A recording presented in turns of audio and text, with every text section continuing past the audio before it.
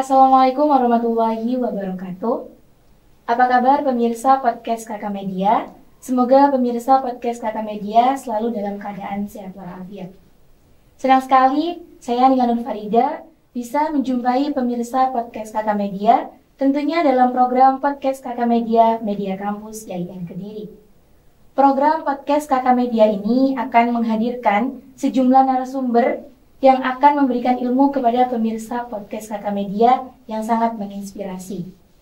Nah, tentunya kali ini podcast Kakak Media akan membahas tema yang sangat menarik nih, yakni tentang melihat mental issues yang dihadapi mahasiswa. Dan tentunya untuk membahas tema yang sangat menarik ini, saya tidak sendirian karena saya sudah dengan narasumber yang juga sangat menarik seperti temanya. Saya sudah bersama dengan Ibu Siti Amanah MSI. Assalamualaikum Ibu Siti Amanah. Waalaikumsalam warahmatullahi wabarakatuh. Bagaimana kabar Bu Amanah hari ini? Alhamdulillah sehat. Semoga senantiasa dalam keadaan sehat. Amin. Pemirsa podcast Kakak Media, Bu Amanah ini merupakan dosen di Institut Agama Islam Negeri Kediri, Prodi Komunikasi dan Penyiaran Islam. Dan Bu Amanah ini juga merupakan Kaprodi dari Prodi Komunikasi dan Penyiaran Islam sejak 2015 sampai sekarang. Nah, Bu Amanah ini juga mengampu mata kuliah psikologi Islam ya? Psikologi komunikasi. Oh, psikologi komunikasi. Dan berhubung sudah masuk kepada temanya kita, dan Bu Amanah juga merupakan dosen dari psikologi komunikasi, langsung saja kita bahas tentang melihat mental issues yang dihadapi mahasiswa. Menurut Bu Amanah sendiri nih, apa sih pengertian kesehatan mental itu? Oke, kesehatan mental itu merupakan suatu keadaan sejahtera ya, di mana seseorang atau individu mengenali atau menyadari potensi yang ada dalam dirinya, bisa menanggulangi tekanan hidupnya, bisa bekerja secara produktif, dan bisa memberikan kontribusi terhadap lingkungannya. Itu pengertian dari kesehatan mental ya. Itu menurut Bu Amanah ya? Iya. Terus seberapa penting menjaga kesehatan mental ini menurut Bu Amanah? Kalau menjaga kesehatan mental itu tentunya sangat penting, sama halnya kita penting juga menjaga kesehatan fisik kita ya. Karena dengan mental yang sehat, maka akan membuat pikiran kita juga menjadi sehat. Dengan pikiran yang sehat, otomatis akan membuat tubuh kita berfungsi secara baik, baik secara emosional, secara psikologis maupun secara sosial, yang akan mempengaruhi cara berpikir kita, cara bersikap, bahkan cara berperilaku. Berarti kalau misalnya kesehatan kita itu nggak apa-apa, kesehatan fisik kita nggak apa-apa, tapi kalau kesehatan mental terganggu itu sama aja bisa kayak disebut sakit gitu ya? Ya, sama halnya mengalami gangguan mental, berarti nggak seimbang ya. Antara lahir dan batin itu harus seimbang. Kesehatan jiwanya juga penting. Jadi itu sangat penting ya Bu untuk kesehatan mental, apalagi buat lingkungan mahasiswa yang sering sekali tugas dan sebagainya, seperti itu ya Bu Amanah. Nah, selama Bu Amanah mengajar nih, dan menjadi Kaprodi, Bu Amanah apakah sering menjumpai mahasiswa yang mengalami kekurangan mental atau mengalami kesehatan mentalnya terganggu seperti itu? Ya, mungkin saya belajar dari pengalaman selama interaksi dengan mahasiswa. Misalkan sebagai Kaprodi tentunya banyak sekali juga kadang keluhan dari mahasiswa.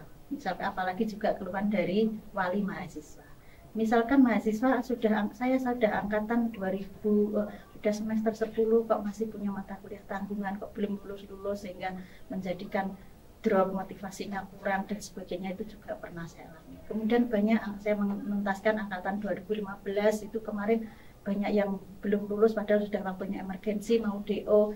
Beberapa itu yang saya panggil supaya kenapa kok kamu nggak lulus, ada apa, mungkin ada problem keluarga, ibunya sakit dan sebagainya, sehingga dia terhambat studinya, kemudian dia tidak termotivasi, mengalami kebingungan dan sebagainya. Saya motivasi supaya bisa menuntaskan studi ini sehingga terselamatkan tidak DO.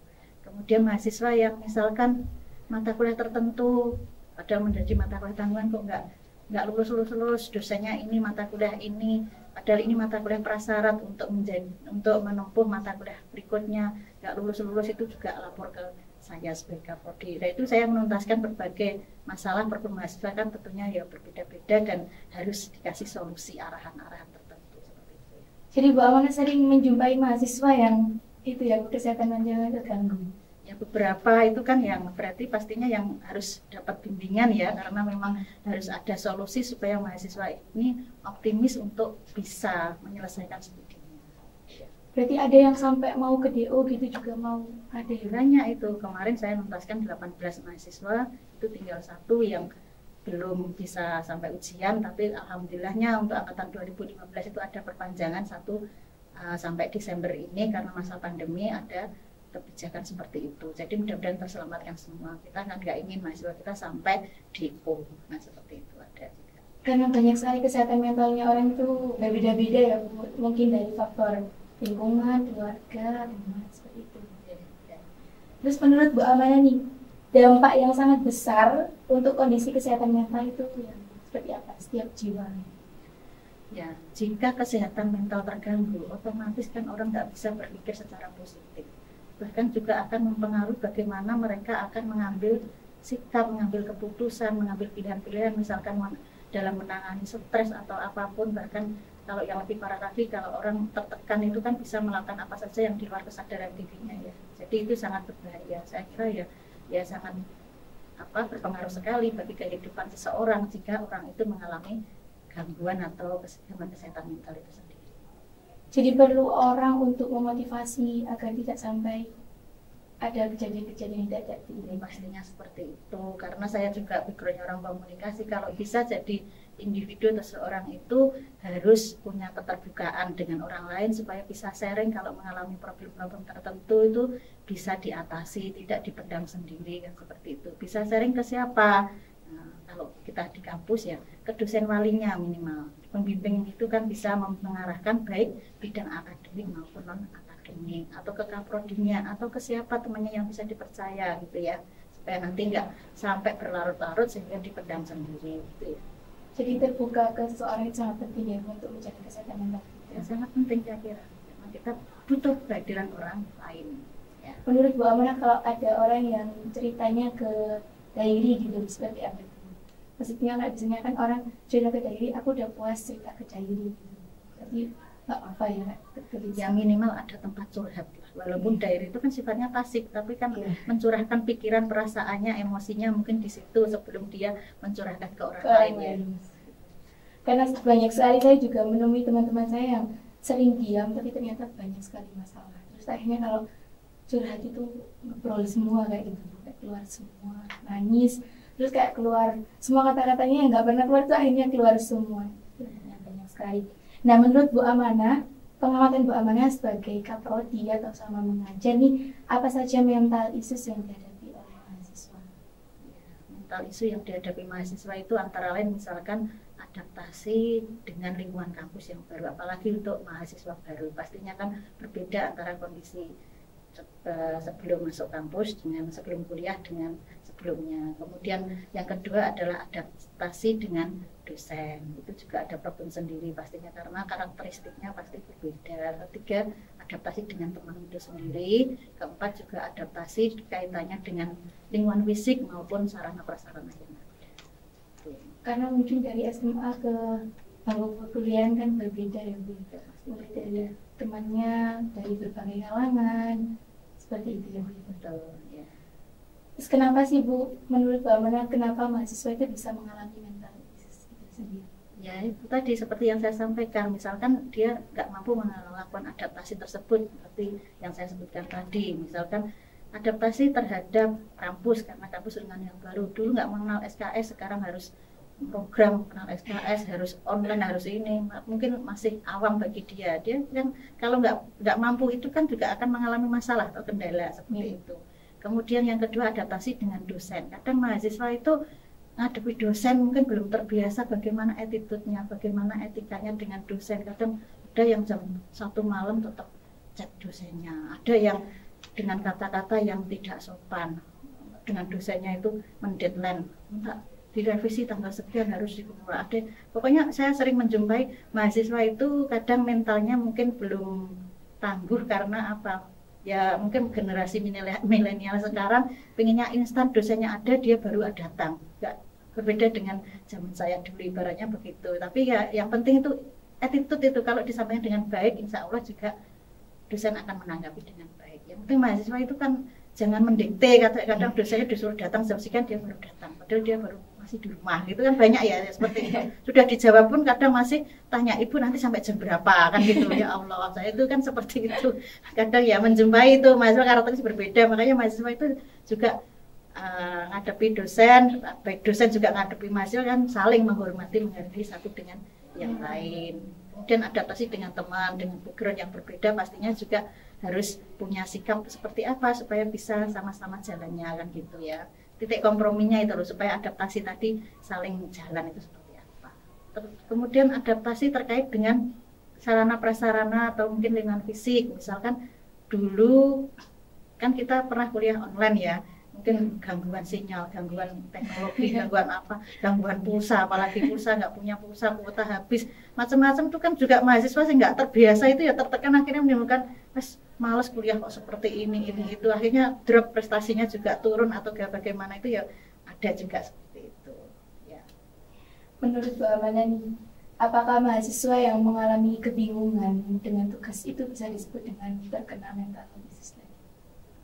Ya bisa juga. Tapi masih tarafnya kan taraf yang masih rendah ya mungkin menurut saya ya, karena saya bukan pakar psikologi ya, menurut saya seperti itu. Karena kebingungan itu kan awal dari nanti kecemasan ya, supaya nanti nggak cemas itu ya bagaimana diri sendiri bisa memanage itu supaya nanti tugas-tugas itu bisa terselesaikan dengan baik. Makanya kalau tidak selesai lewat dirinya sendiri, harus mampu berkomunikasi dengan orang lain, sharing dengan temannya tadi, atau sering datang ke perpus untuk baca buku, literatur dan sebagainya. Kalau semua dipendam sendiri, bingung sendiri kan muter ya, dipikir-pikir sendiri. Nah itu kan gejala awal mungkin ya. Nah, seperti itu. Yang membebani hidup itu kan bisa menjadi penyebab salah satu gangguan mental itu sendiri akhirnya.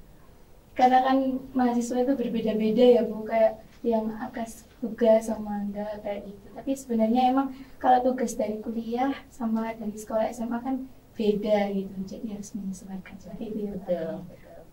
Terus menurut Bu Amana nih, bagaimana cara mengatasi rasa bingung, bimbang, takut terhadap tugas kuliah yang dihadapi oleh mahasiswa ini? Ya semua itu kan kembali ke dirinya sendiri ya. Kalau dirinya mau menyelesaikan tugas dengan baik, kalau dia mengalami kebingungan, kan yang pertama kan ikuti saja arahan dari dosennya di awal itu ya. Kan pasti kalau saat perkuliahan pertama kali kan pasti dosen menjelaskan bagaimana kontrak perkuliahan ini, bagaimana tugas-tugas bisa terpenuhi, apa yang harus dilakukan, selama dia bisa disiplin, tertib, mengikuti arahan itu kan insya Allah bisa. Tapi ya juga didukung oleh lingkungan juga, bergaul dengan misalkan mahasiswa yang sama-sama rajin gitu kan pasti tertolong. Kalau gaulnya terus mahasiswanya podo males gitu ya, nanti juga ikut-ikutan kan gitu ya. Itu kan mengatasi kebingungan salah satu ya banyak-banyaklah belajar, ikuti bimbingan arahan dari pengampunya ya, seperti itu. Jadi kalau berjalan mengikuti alur aja insya Allah bisa ya Bu, karena adaptasinya kan harus ada adaptasi seperti itu. Menurut Bu Amana, apakah wajar sih mahasiswa yang mengalami ketakutan di masa depan? Ya menurut saya itu kan setiap manusia termasuk mahasiswa itu kan pasti mengalami problem dalam hidupnya ya. Tapi jangan sampai ketakutan itu berlarut-larut menghadapi masa depan kok takut. Nah masa depan itu harus kita jalani, kita raih mimpi kita kan seperti itu. Jadi jangan sampai ketakutan itu membayang-bayang hidup kita sehingga kita tidak bisa melangkah ke hal-hal yang positif. Jadi jangan terlalu lah apa yang kita takutkan kan gitu. Masa kita saja melangkah itu kan harus optimis untuk mencapai cita-cita. Kadang kan banyak ya Bu, kalau mahasiswa itu biasanya misal ngambil komunikasi, mau jadi apa sih nantinya, kayak dapat omongan dari orang-orang luar seperti itu, biasanya tuh kayak ganggu mentalnya kayak gitu. Iya saya jadi apa kayak gitu, bingung. Banyak mahasiswa yang seperti itu. Menurut Bu Amani gimana? Kalau ada orang yang bilang mau jadi apa kayak gitu, kan padahal nantinya kan ya seiring berjalannya waktu gitu. Ya, kalau mau jadi apa, kenapa Anda masuk di KPI? Pastinya kan ada motivasi tersendiri dari mahasiswa. dapat informasi dari mana, rujukannya dari mana. Nah, berawal keinginan cita-cita mahasiswa tersebut di apa, kemudian dicocokkan dengan di Prodi KPI itu punya profil seperti apa, lulusannya bagaimana. Misalkan Prodi KPI kan punya profil lulusan menjadi broadcaster, penyiaran ya, kemudian menjadi jurnalis, kemudian menjadi apa di bidang PR itu, kemudian juga jadi dai profesional. Itu kan sudah memberi gambaran ya, bagaimana oh saya nanti lulusan KPI inginnya seperti ini. Walaupun kadang itu alumni belum tentu bekerja sesuai bidangnya, tapi ilmu komunikasi itu kan bisa masuk ke semua lini ya, bisa ke semua. Boleh di perbankan pun boleh, di dosen pun boleh kan seperti itu. Jadi menurut saya jangan pesimis, melangkah dulu. Yang penting ya, atau yang penting itu berprestasi dulu. Apapun yang kamu geluti, kalau kamu sungguh-sungguh dan berprestasi di bidangnya, kompeten, pasti insya Allah nanti akan bisa jadi orang menatap masa depan itu dengan cerah gitu. Jadi jangan takut buat menjawab, optimis aja ya Bu. Kalau nanti jadinya apa gitu, optimis sesuai yang kita mau. Nanti juga diatur sendiri sama Allah. Terus selanjutnya bagaimana sih Bu cara mengidentifikasi gejala mental khusus dalam diri kita sendiri? Kalau mengidentifikasi gejala mental dalam diri individu ya, misalkan kan kalau orang itu secara psikologis ada gangguan, pasti pikirannya nggak tenang ya, pasti kebanyakan pikiran nggak tenang, gelisah, mungkin ada kecemasan karena ada beban hidup tadi ya. Nah itu awal-awal kita, sehingga nanti berpengaruh kepada sikap perilaku kita, bahkan kadang timbul emosian atau bagaimana gitu, sehingga atau bahkan prestasi kita akan menurun karena tadi nggak tenang. Itu menurut saya menjadi gejala atau masuk kebingungan tadi, bingung arah kemana, cemas, ya, gelisah, galau itu ya. Ada muda zaman sekarang ya, nggak tahu arah gitu ya. Nah, namun sekarang kan sering terjadi fenomena self diagnosis ya Bu. Bagaimana menurut Pak Amanda dengan hal tersebut? Fenomena self diagnosis itu kan mendiagnosis diri sendiri sesuai dengan pengetahuan yang berasal dari dirinya sendiri secara mandiri ya, biasanya kan diperoleh dari informasi misalkan dari internet tanpa berkonsultasi dengan ahlinya atau dokter kan seperti itu. Dan bahayanya apa? Ketika kita mendiagnosis satu itu kan kita berasumsi sesuatu yang belum tentu benar. Misalkan kita terasa oh pikirannya seperti ini kita diagnosis seperti itu, terus kita minum obat ini nggak cocok kan otomatis fatal ya. Nah, ya seperti itu. Jadi kalau salah diagnosis ujung-ujungnya juga akan salah penanganan kan gitu. Nah itu yang bahaya. Jadi harus tahu letaknya ya seperti itu. Ya. Faktor apa saja sih Bu yang mempengaruhi mahasiswa yang mengalami mental illness? Saya kira faktor-faktor yang mempengaruhi itu antara lain yang pertama karena kerja sambil kuliah misalkan ya. Mahasiswa itu kan banyak, kenapa kamu studimu nggak tuntas-tuntas, nggak lulus, kenapa kamu bingung tugas ini itu nggak selesai, saya sambil kerja. Ada yang juga minta Bu, sudah semester 6 saya ingin pindah kuliah nanti di UT karena sekarang saya bekerja, nggak eman di sini kan, gitu juga ada seperti itu.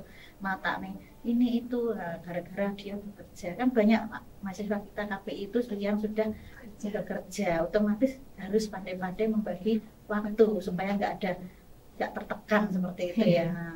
Kemudian yang kedua faktor keluarga, mungkin sebelum masuk ke sini bisa jadi mahasiswa itu sudah membawa masalah, kadang backgroundnya kan berbeda-beda, bisa jadi keluarga broken home, bisa jadi keluarga yang kurang harmonis atau yang bagaimana sehingga mempengaruhi perilakunya. Misalkan, kenapa kok kamu ingin pindah ke sana? Saya ingin mengikuti keluarga saya pindah ke Semarang Bu, karena apa? Orang tua saya sudah divorce kan gini. Akhirnya menghambat studinya. Ada juga seperti itu datang ke saya. Kemudian faktor pernikahan misalkan. Ada juga mahasiswa 2015 saya runut sekali. Kenapa kok ini tinggal sedikit padahal dulu studinya itu bagus, tapi tinggal menyelesaikan skripsi nggak selesai. Oh ini sudah menikah Bu, karena ternyata di runut lagi sudah Bu kalau udah menikah udah ngurusi anak nggak bisa saya menyelesaikan skripsi ini. Itu ya ada. Itu antara lain ya, ada faktor ekonomi juga. Faktor ekonomi itu mempengaruhi sekali ketika mahasiswa apalagi menjelang registrasi bayar UKT. Itu sering datang ke saya itu konsultasi belum apa-apa sudah Bu, gimana cara ngurus penundaan UKT. Bagaimana saya kan otomatis mencarikan informasi bagaimana supaya mahasiswa ini terselamatkan bisa registrasi dengan kesanggupan penundaan UKT itu tanggal berapa sekian itu kan ada prosedurnya dari pusat kan seperti itu. Kemudian faktor tadi yang kaitannya dengan ekonomi, kadang memang sekarang masa pandemi tentunya banyak masalah ya yang dihadapi, misalkan orang tua, mungkin orang tuanya mengalami kebangkrutan atau apa itu kan pasti berpengaruh sekali terhadap kondisi mahasiswa itu sendiri, mau cuti atau mau lanjut atau mau gimana, itu kan bingung juga. Banyak sekali faktornya ya Bu ya, karena kan ekonomi juga dari keluarga masing-masing berbeda seperti itu. Mungkin juga banyak mahasiswa yang kerja itu juga karena faktor ekonomi, berhubungan sama ekonomi tadi. Nah, menurut Bu Amanah, dari faktor tersebut nih, faktor yang paling mempengaruhi mentalitas Bu Amanah, mentalitas mahasiswa selama Bu Amanah menjabat atau selama Bu Amanah menangani mahasiswa yang paling dominan itu ya faktor tadi, kerja sambil kuliah plus faktor ekonomi. Nah, itu kan saling berkaitan.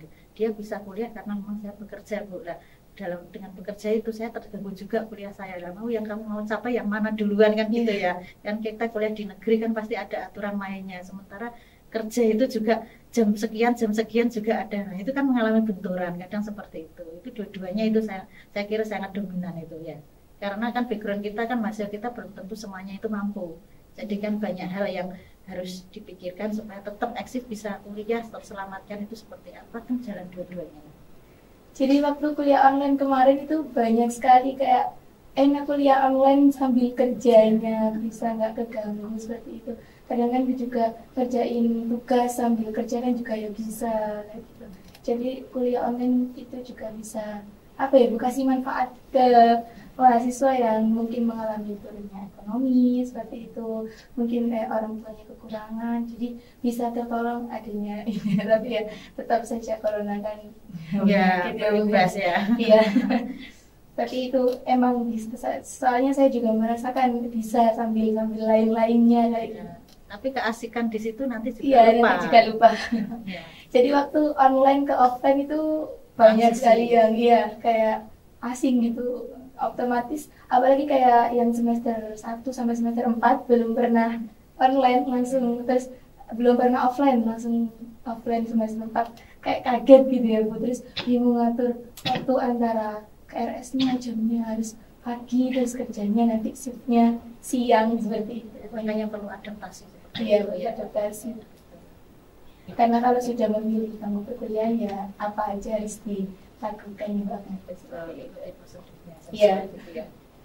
Menurut Mbak Aman, tanggapan orang-orang sekitar yang terkait mengidap mentalitas seperti apa?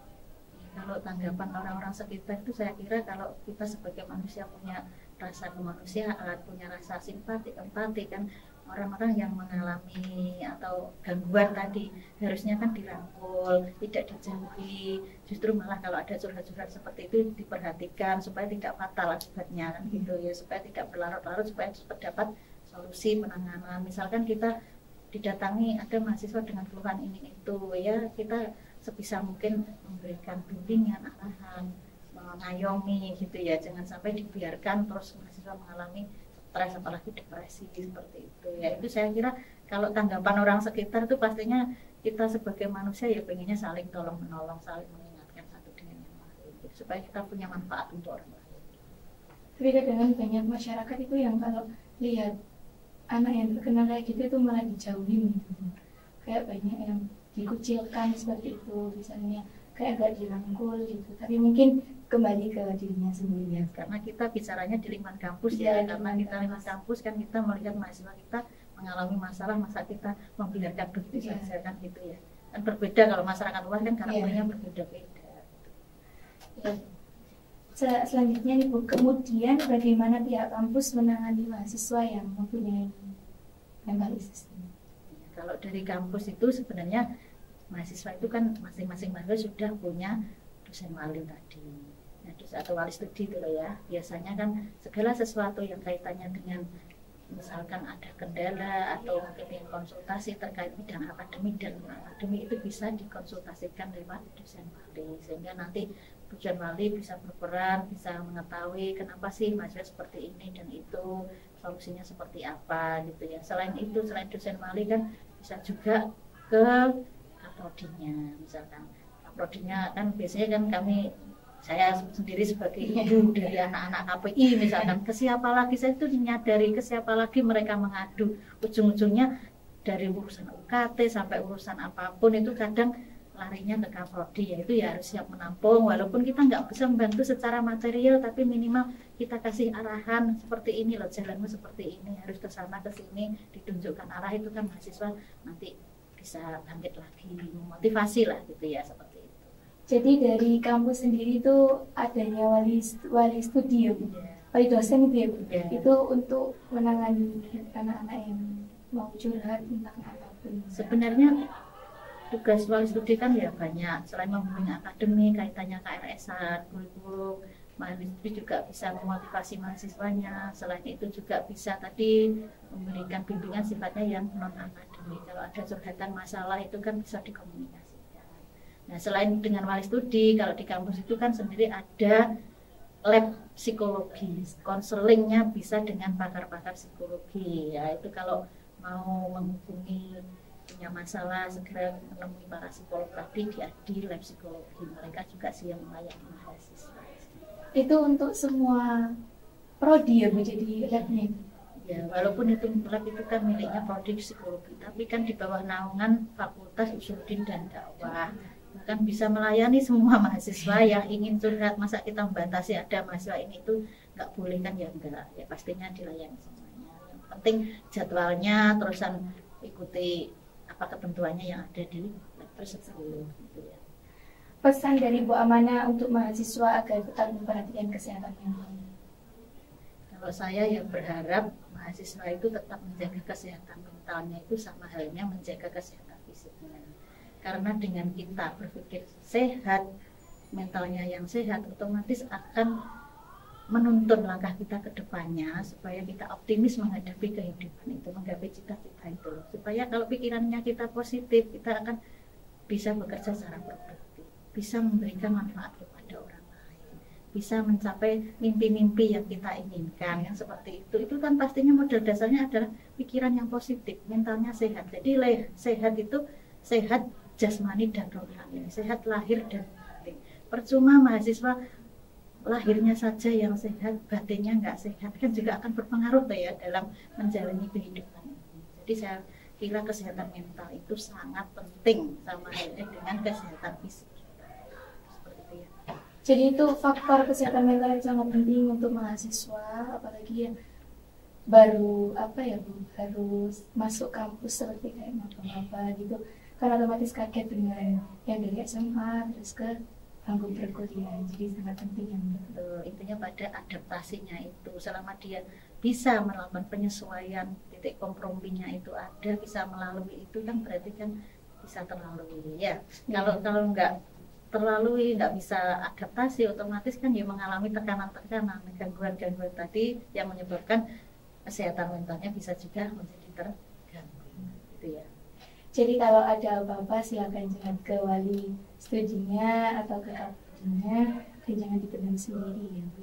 Tidak hanya itu ya, yang saya kira curhatnya itu boleh ke temannya, boleh ke orang yang terpercaya, boleh ke kiainya, apalagi yang mondok, itu kan berikan ketenangan sendiri. Jadi banyak-banyak bersyukur, berpikir positif, kan seperti itu. Berzikir itu kan penting, sepenting hati tenang itu kan ya, jiwanya menjadi tenang, pikirannya juga akan positif gitu ya.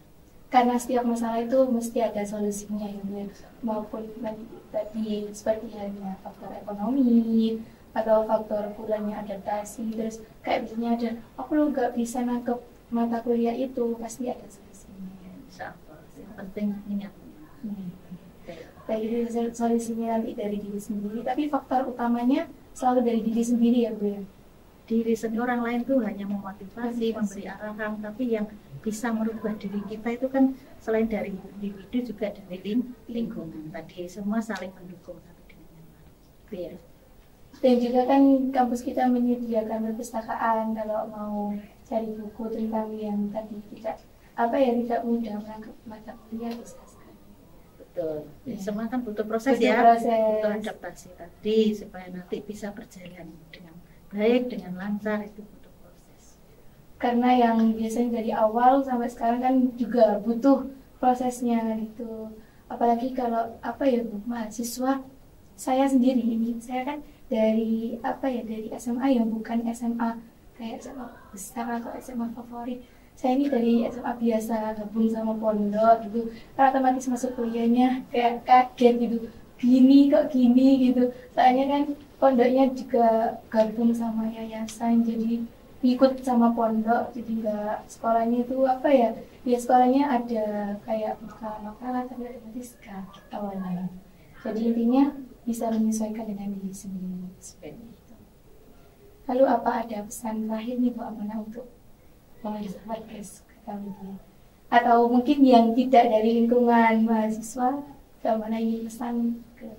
Ya intinya kalau yang kita bahas sesuai dengan tema hari ini kan tentang kesehatan mental. Jadi kesehatan mental itu tidak hanya penting untuk mahasiswa, tapi juga untuk keluarga mahasiswa juga, untuk masyarakat sekitar juga.